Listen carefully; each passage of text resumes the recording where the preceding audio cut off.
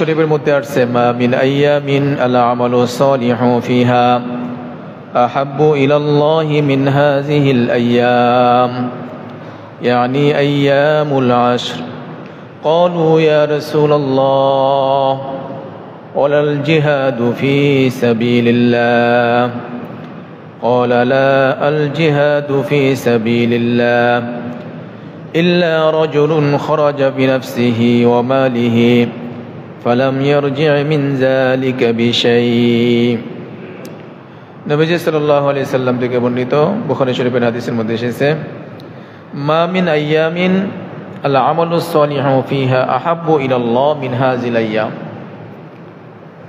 এই 10 দিনের ইবাদতের চাইতে অন্য কোনো সময়ের ইবাদত আল্লাহ তাআলার কাছে এত বেশি প্রিয় নয়। সুবহানাল্লাহ। জিলহজ মাসের প্রথম তারিখ থেকে নিয়ে 10 তারিখ পর্যন্ত এই 10 দিন সময়ের ইবাদত অন্য সময়ের যে কোনো সময়ের চাইতে বেশি গুরুত্বপূর্ণ এবং এই সময়ের ইবাদত আল্লাহ তাআলার কাছে অত্যাধিক পরিমাণে বেশি প্রিয়। অন্য যে কোনো সময়ের ইবাদত এই সময়ের ইবাদতের সমতুল্য নয়। ইয়ানি আইয়ামুল আশরি অর্থাৎ প্রথম 10 দিন জিলহজ মাসের 1 তারিখ থেকে নিয়ে 10 তারিখ পর্যন্ত। আর জিলহজ মাস শুরু হতে যাচ্ছে চাঁদের আজকে 24 তারিখ, আর কয়েকদিন পরে। আরবি মাস সাধারণত 29 আর 30 হয়ে থাকে। চাঁদ দেখার হিসাব অনুযায়ী সম্ভবত আগামী আমাদের ইংরাজি 29 তারিখে প্রথম তারিখ শুরু হতে যাচ্ছে। সাহাবায়ে কিরাম প্রশ্ন করলেন, ক্বালু ইয়া রাসূলুল্লাহ ওয়ালাল জিহাদু ফি সাবিলিল্লাহ। ওগো নবীজি, এই 10 দিনের আমলের চাইতে জিহাদের আমল কি শ্রেষ্ঠ নয়? এই 10 দিন ইবাদত বন্দেগী করবে, জিকির আজগার করবে, রোজা রাখবে, রাত্রি জাগরণ করবে। জিহাদের সওয়াবের চাইতেও কি 10 দিনের সওয়াব বেশি, এর যে কোনো দিনের আমলের সওয়াব বেশি? ওয়ালাল জিহাদু ফি সাবিলিল্লাহ, আল্লাহর রাস্তায় জিহাদে গেলেও কি এমন সওয়াব অর্জন করা যাবে না? ক্বালা লা, নবীজি বললেন না। আল জিহাদু ফি সাবিলিল্লাহ ইল্লা রাজুলুন খরাজা বিনাফসিহি ওয়া মালিহি ফালাম ইয়ারজি মিন যালিকা বিশাই। তবে জিহাদের সওয়াব বেড়ে যাবে ওই অবস্থা যখন কেউ নিজের জান আর নিজের মাল নিয়ে আল্লাহর জমিনে আল্লাহর দ্বীনকে প্রতিষ্ঠা করার জন্য, আল্লাহর দ্বীনকে কায়েম করার জন্য তাগুতের বিরুদ্ধে লড়াই করতে গেল, জান নিয়েও ফিরে আসতে পারলো না, মাল নিয়েও ফিরে আসতে পারলো না। জান আর মাল দুইটা রেখেই সে কি করলো? চলে গেল। তার মানে সে শহীদ হয়ে গেল। কেউ যদি আল্লাহর রাস্তায় বের হয়ে শাহাদাতের মর্যাদা অর্জন করতে পারে, শহীদ হতে পারে, তাহলে সেটা ভিন্ন কথা। তাছাড়া এমনি জিহাদে গিয়ে আবার ফিরে আসছে, এই জিহাদের চাইতেও এই 10 দিনের ইবাদতের সওয়াব এবং ফজিলত আল্লাহ তাআলার কাছে অধিক বেশি। সুবহানাল্লাহ। তাহলে আমরা এই একটা হাদিস থেকে মোটামুটি জানতে পারলাম মাহে রমাদানের পরে গুরুত্বপূর্ণ ইবাদতের যে সিজন, সেই সিজনের মধ্যে জিলহজ মাসের প্রথম তারিখ থেকে নিয়ে 10 তারিখ পর্যন্ত এই সময়টা আমাদের ইবাদত বন্দেগীতে বেশি লিপ্ত থাকা দরকার। وقال رسول الله صلى الله عليه وسلم أفضل أيام الدنيا العشر يعني 10 ذي الحجة। আফজলু আইয়ামিদ দুনিয়া, দুনিয়ার শ্রেষ্ঠ দিন সমূহের মধ্যে অন্যতম 10টি শ্রেষ্ঠ দিন হলো আল আশরু ইয়ানি 10 জিল হিজ্জা, জিলহজ মাসের 10 দিন, প্রথম 10 দিন।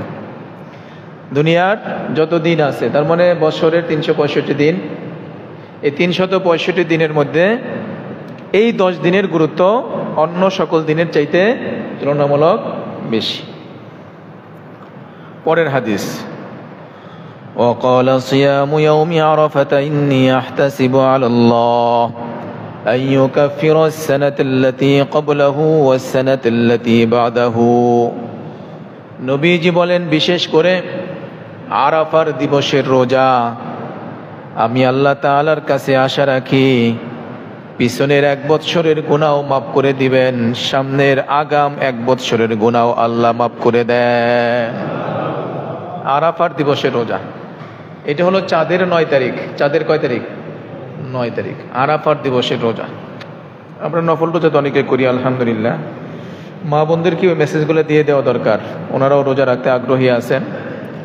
এই জন্য ওনাদের কাছে এই মেসেজটা দিয়ে দিবেন। চাঁদের 9 তারিখের রোজা, নবীজি বলেন আমি আল্লাহ তাআলার কাছে আশাবাদী, পিছনের 1 বছরের গুনাহ আল্লাহ মাফ করবেন, সামনের আগাম 1 বছরের গুনাহ আল্লাহ মাফ করে দিবেন। সুবহানাল্লাহ।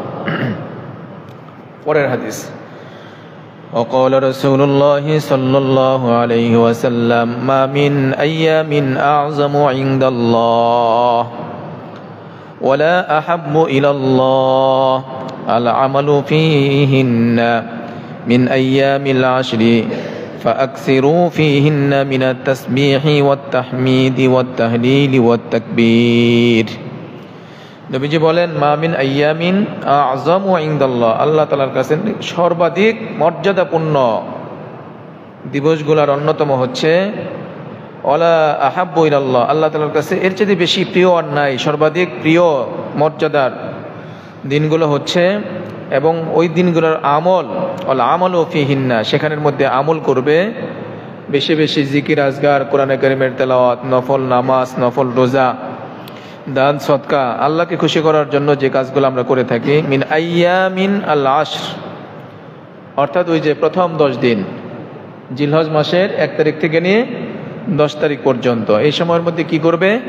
ফাকসিরু ফিহিন্না মিনাত তাসবিহ, এই সময়ের মধ্যে বেশি বেশি তাসবিহ পাঠ করবে, সুবহানাল্লাহ পাঠ করবে। তাসবিহ মানে কি? সুবহানাল্লাহ, সুবহানাল্লাহ, আল্লাহ তুমি মহান, আল্লাহ তুমি পুত পবিত্র।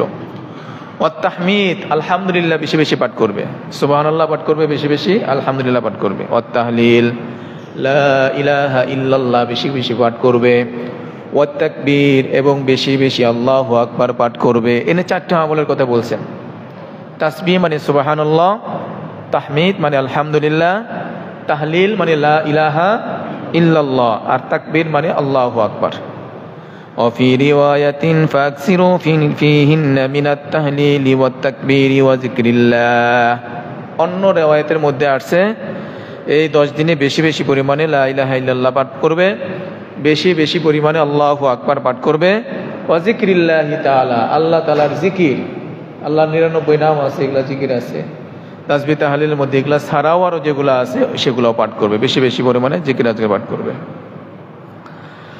সম্মানিত হাজিরিন, হজের মৌসুম তো চলতেছে, হাজী সাহেবরা অনেকে চলে গেছেন, অনেকে এখনো যাচ্ছেন। তো আমরা যারা হজে যেতে পারতেছি না তাদেরও হজের সওয়াবের দরকার আছে না নাই? হজে না গিয়েও যদি হজের সওয়াব পাওয়া যায়, বিষয়টা কত সুন্দর, কতটা খুশির সংবাদ।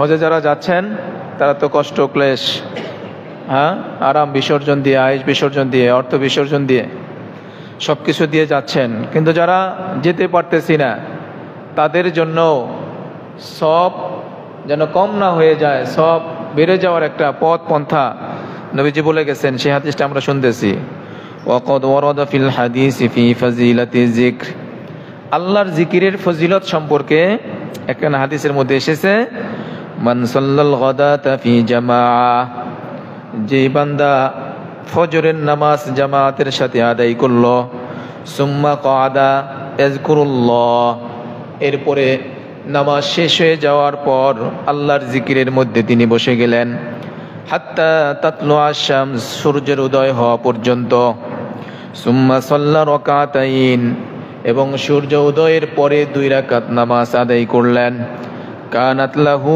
কাআজরি হাজ্জাতিন ওয়া উমরাতিন তাম্মাতিন তাম্মাতিন তাম্মা, কানাত লাহু, তার জন্য রয়েছে আজরিন, পুরস্কার হিসাবে, হাজ্জাতিন ওয়া উমরাতিন, একটা কবুল হজ এবং একটা কবুল উমরা। হজ করার পরে কবুল তার সওয়াব, উমরা করার পরে কবুল তার সওয়াব, এই 2টা সমপরিমাণে সওয়াব। তাম্মাতিন তাম্মাতিন তাম্মাতিন, কোনো কমতি করা হবে না, পরিপূর্ণভাবেই দান করা হবে। যারা ফজরের নামাজ জামাতের সাথে আদায় করবে, নামাজ আদায় করার পরে কিছু সময় জিকির আজগারের মধ্যে মশগুল থাকবে, ওই যেখানে বসছে সেখানে থেকেই, অথবা যেই মসজিদে ছিল ওই মসজিদেই, জিকির আজগারে মশগুল থেকে সূর্যের উদয় হয়ে যাওয়ার, আমরা জানি 23 মিনিট পরে সাধারণত নামাজ আদায় করা হয়, 2 রাকাত ইশরাকের নামাজ। কিসের নামাজ? ইশরাকের নামাজ। 2 রাকাতও পড়া যায়, 4 রাকাতও পড়া যায়, অসুবিধা নেই। কমপক্ষে 2 রাকাত আর কি, 4 রাকাত পড়লে আরো বেশি ভালো। 2 রাকাত বা 4 রাকাত নামাজ আদায় করলে নবীজি বললেন, তাহলে ওই বান্দার আমলনামায় একটা কবুল হজ এবং একটা কবুল ওমরার সওয়াব দান করা হয়। সুবহানাল্লাহ।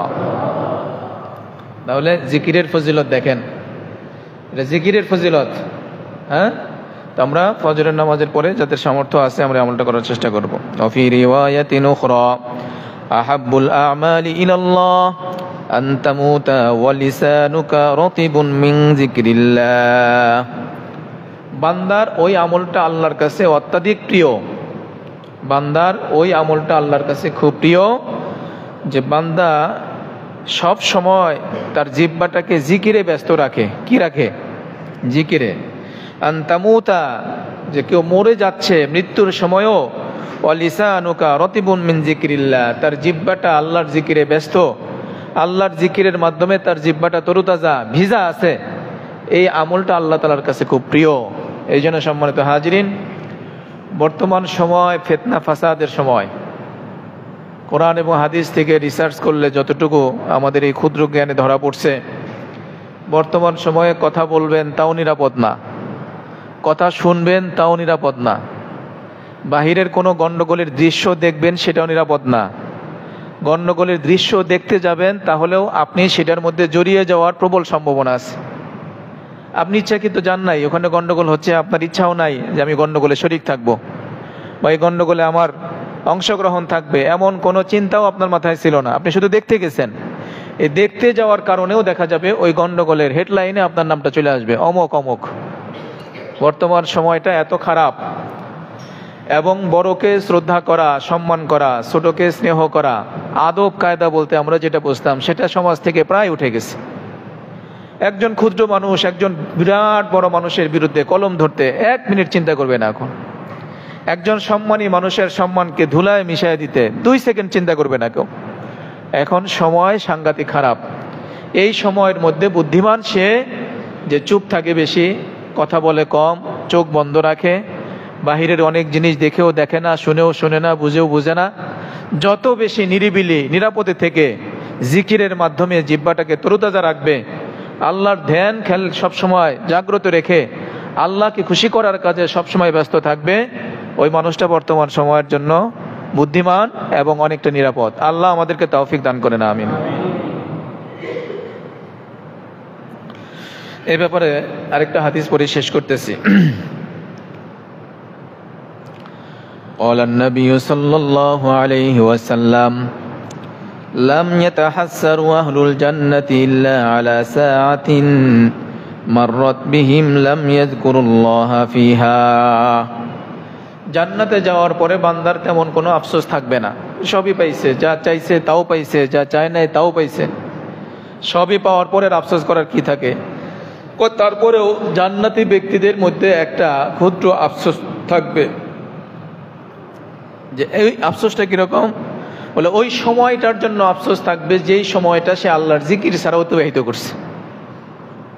ইল্লা সাআতান মাররাত বিহিম লাম ইয়াযকুরুল্লাহ ফিহা, যেই সময়টা তার কেটে গেছে জিকির ছাড়া, জিকির শূন্য অবস্থায়, ওই সময়টার জন্য বান্দা সাংঘাতিক পরিমাণে আফসোস করবে। হারে, যদি ওই সময়টা আমি অমুকের সাথে কথা বলে সময় নষ্ট না করতাম, মিটিং মিছিলে গিয়ে সময়টা নষ্ট না করতাম, চায়ের দোকানে আড্ডা দিয়ে সময়টা নষ্ট না করতাম, বন্ধু মহলে ঘুরতে ফিরতে বেড়াইতে গিয়ে সময়টা নষ্ট না করতাম, যদি আমি এই সময়টা আল্লাহর জিকিরের মাধ্যমে কাটাইতাম, তাহলে আমার আজকের পথটা, পজিশনটা আরো অনেক বেড়ে যেত।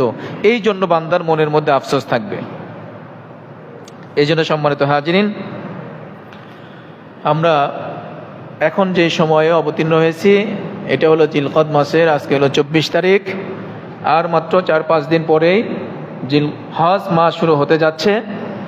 যেই মাসের 1 তারিখ থেকে নিয়ে 10 তারিখ পর্যন্ত প্রতিটা সময়, প্রতিটা মুহূর্ত আল্লাহ তাআলার কাছে অত্যাধিক প্রিয়, এবং বান্দার আমল আল্লাহ তাআলার কাছে খুব বেশি প্রিয়। এই সময়ের এই আমলগুলাকে আমরা কেউ যেন হেলায় খেলায় হাতছাড়া না করি, আল্লাহ তৌফিক দান করেন, আমিন। এই 10 দিনের মধ্যে আমরা বিশেষভাবে যে আমলগুলো করতে পারি, মোটামুটি 10-12টা আমল আমরা করতে পারি। তার মধ্যে 1 নাম্বার আমল হচ্ছে বেশি বেশি আল্লাহর জিকির করা। কি করা? আল্লাহর জিকির করা। এটা করার জন্য তো বই পুস্তকও লাগবে না, এটা করার জন্য কোনো সরঞ্জাম, কোনো প্রযুক্তিও লাগবে না। আপনি যেখানেই আছেন, যেভাবেই আছেন, যে অবস্থায় আছেন, শুধুমাত্র মনটাকে আল্লাহর দিকে রুজু করে দিয়ে আপনি যা জানেন, যতটুকু জানেন ততটুকুর মধ্যে আমল করতে থাকেন। সুবহানাল্লাহ, আলহামদুলিল্লাহ, লা ইলাহা ইল্লাল্লাহ, আল্লাহু আকবার, সুবহানাল্লাহি ওয়া বিহামদিহি, সুবহানাল্লাহিল আযীম। এই যে তাসবিহগুলা, এগুলা তো আমরা সকলেই কম বেশি জানি। এই তাসবিহগুলা যত বেশি পারি আমরা বেশি থেকে বেশি পড়ার চেষ্টা করবো, 1 নম্বরের আমল। 2 নম্বর, নেক আমল যত বেশি পরিমাণে করা যায় এই সময়ের মধ্যে। নেক আমলের মধ্যে অনেক আছে, কাউকে সহযোগিতা করা নেক আমল, স্বাভাবিক দান সৎকা করা নেক আমল। হ্যাঁ, এই জন্য আমরা নেক আমলের মধ্যে যা আছে, কোরআনে কারিমের তেলাওয়াত, নফল নামাজ, তারপরে নফল রোজা, জিকির আজগার, এগুলো আমরা নেক আমলের মধ্যে বেশি বেশি সময় ব্যয় করার চেষ্টা করব। 3 নম্বর আমলের মধ্যে রয়েছে এই 10 দিনে আমরা বিশেষভাবে যাবতীয় গুনাহ থেকে বিরত থাকব। চোখে দেখার গুনাহ আমাদের কমন হয়ে গেছে, কানে শোনার গুনাহ আমাদের কমন হয়ে গেছে, হ্যাঁ, মুখে বলার গুনাহ আমাদের কমন হয়ে গেছে। অঙ্গ প্রত্যঙ্গের মাধ্যমে আমরা হর হামেশা গুনাহ করে যাচ্ছি। এই জন্য এই 10 দিন বিশেষ করে আমরা খেয়াল করব আমার দ্বারা যেন কোনো গুনাহই না হয়, ছোট থেকে ছোট, ক্ষুদ্র থেকে ক্ষুদ্র, যে কোনো গুনাহ থেকে আমি বেঁচে থাকার জন্য মানসিকভাবে একটা প্রিপারেশন ফিলহাল জেহেনের মধ্যে রাখার চেষ্টা করব। আল্লাহ তৌফিক দান করেন, আমিন। 4 নম্বর আমলের মধ্যে রয়েছে যাদের সামর্থ্য রয়েছে তারা হজ করবে। হযরত আলহামদুলিল্লাহ আমাদের আশপাশ থেকে অনেকে গিয়েছেন। আমরা সকল হাজী সাহেবদের জন্য তাদের নিরাপত্তা, তাদের সুস্থতার জন্য দোয়া করি। আল্লাহ যেন সকলকে সুস্থ রেখে নিরাপত্তার সাথে নিরাপদে হজ সমাপ্ত করে ফিরে আসার তৌফিক দান করেন, আমিন। আমরা যারা যেতে পারি না, আল্লাহ তাআলা আমাদেরকে মক্কা মদিনার মুসাফির না বানাইয়া যেন কবরের দিকে ডাক না দেন, সকলে বলেন আমিন। 4 নম্বর আমল গেল হজ করা। 5 নম্বরের আমল হলো কোরবানি করা। কোরবানি যাদের সামর্থ্য রয়েছে আমরা কোরবানি করার জন্য চেষ্টা করব। আলহামদুলিল্লাহ আমরা কোরবানির ব্যাপারে অনেকে স্বতঃস্ফূর্ত অংশগ্রহণ করে থাকি। বাকি এই ক্ষেত্রে 2টি বিষয় খুব খেয়াল রাখবো। একটা হলো আমরা যেন হারাম অর্থের মাধ্যমে নেকির কাজ করার চেষ্টা না করি। 2 নম্বর হলো আমরা যেন আমাদের নিয়তটাকে পরিশুদ্ধ রাখি, নিয়ত যেন কোনোভাবেই খলত না হয়ে যায়, নষ্ট না হয়ে যায়। ইন্নামাল আমালু বিন্নিয়াত, বান্দার অনেক কাজের সওয়াব দান করা হয় তার নিয়তের উপর নির্ভর করে। এই জন্য আমরা কোরবানি করব আল্লাহর সন্তুষ্টির জন্য। যেভাবে ইব্রাহিম আলাইহিস সালাম তার সন্তানকে আল্লাহর জন্য পেশ করেছেন, আল্লাহর জন্য নিজের সর্বস্বকে পেশ করেছেন। গোশত খাওয়ার কোনো মাকসাদ ছিল না সেখানের মধ্যে, সেখানে মাকসাদ ছিল আল্লাহর হুকুম পালন করা এবং হুকুমের মতো করে হুকুমকে পুরা করা। সেই জন্য স্বপ্ন দেখেও ইব্রাহিম খলিলুল্লাহ তিনি তার কলিজার টুকরা সন্তান আল্লাহর জন্য তিনি পেশ করে দিয়েছিলেন। কোরবানির সেই শিক্ষা সামনে রেখে, মাথায় রেখে আমরা পশু কোরবানি করব। আল্লাহ তাআলা আমাদের সকলকে সহি তরিকায় কোরবানি করার তৌফিক দান করেন, আমিন। 6 নম্বর আমল, যারা কোরবানি করার ইচ্ছা পোষণ করবে তারা এই চাঁদ ওঠার দিন থেকে নিয়ে কোরবানি করা পর্যন্ত হাত পায়ের নখ এবং শরীরের অন্য লোম এগুলা কাটা থেকে বিরত থাকবো। এটা একটা মুস্তাহাব আমল ব্যাপার বলা হয়। সুতরাং যাদের নখ কাটার প্রয়োজন, গুপ্ত লোম কাটার প্রয়োজন, আমরা এই 29 তারিখ যে আসতেছে ইংরেজি, এর আগেই আমরা 27-28 তারিখের মধ্যে আমাদের এই কাজগুলো সেরে রাখবো ইনশাল্লাহ। 7 নম্বর আমলের মধ্যে বেশি বেশি তাজকির, তাহমিদ, তাহলিল পাঠ করা, যেটা একটু আগে বললাম। ফাকসিরু ফিহিন্না মিনাত তাকবীরি ওয়াত তাহমিদি। তাকবীর হলো আল্লাহু আকবার, আল্লাহু আকবার, লা ইলাহা ইল্লাল্লাহু, আল্লাহু আকবার, আল্লাহু আকবার, ওয়ালিল্লাহিল হামদ। তাকবীরের মধ্যে তাহমিদ চলে আসছে। তাসবিহের মধ্যে সুবহানাল্লাহ আমরা বেশি বেশি পড়ব। আর আমরা তাহলিলের মধ্যে লা ইলাহা ইল্লাল্লাহ এই জিকিরটা আমরা বেশি বেশি পড়ব। 8 নম্বরের আমল, 9 তারিখ ফজর থেকে নিয়ে 13 তারিখ আসরের নামাজ পর্যন্ত আমরা তাকবীরে তাশরিক পাঠ করব ইনশাআল্লাহ। এটা হলো নারী পুরুষ বালেগা সকলের জন্যই পাঠ করা ওয়াজিব। মা বোনদেরকেও আমরা বলে দেব 9 তারিখ ফজর থেকে নিয়ে 13 তারিখ আসরের নামাজ পর্যন্ত। 9 নম্বরের আমল, আরাফার দিবসে নফল রোজা রাখা, যেটা আমরা একটু আগে বললাম। সিয়ামু ইয়াউমি আশরাতা ইন্নী আহতাসিবু আলাল্লাহি আন ইউকাফিরা সানাতাল্লাতী ক্বাবলাহু ওয়াস সানাতাল্লাতী বাদাহু। আরাফার দিবসে রোজার এত এত ফজিলত, পিছনের 1 বছরের গুনাহ এবং সামনের 1 বছরের গুনাহ মাফ করার কথা হাদিস থেকে জানা যায়। 10 নম্বরের আমল হলো ঈদের রাত ইবাদতের মাধ্যমে জাগ্রত রাখা। ঈদের রাত কিসের মাধ্যমে? ইবাদতের মাধ্যমে জাগ্রত রাখা। 5টি রাতের ব্যাপারে বলা হয়েছে বিশেষ ফজিলত সম্পর্কে। এর মধ্যে রয়েছে হাদিস খানে আসছে হযরত মুআজ ইবনে জাবাল রাদিয়াল্লাহু তাআলা আনহু থেকে, قال رسول الله صلى الله عليه وسلم من أحيا الليالي الخميس, যেই ব্যক্তি 5টি রাতকে ইবাদতের মাধ্যমে জাগ্রত রাখবে, ওয়াজাবাত লাহুল জান্নাহ, তার জন্য জান্নাত ওয়াজিব হয়ে যাবে। সুবহানাল্লাহ। সময়ের 1 পর, অসময়ের 10 পর, তাই না? সময় মতো একটা কাজ করলে সেটা অন্য সময়ের 10 বার করার চাইতেও বেশি লাভজনক করা যায়।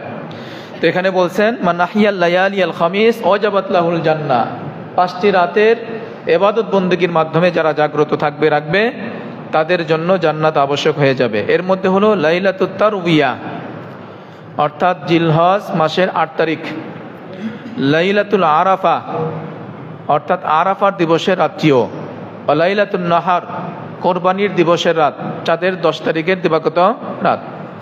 এরপরে লাইলাতুল ফিতর, ঈদুল ফিতরের রাত। এরপরে হলো লাইলাতুন নিসফি মিন শাবান, শাবান মাসের 14ই দিবাগত রাত। তাহলে 5টা রাতের বিশেষ ফজিলত সম্পর্কে আমরা শুনলাম।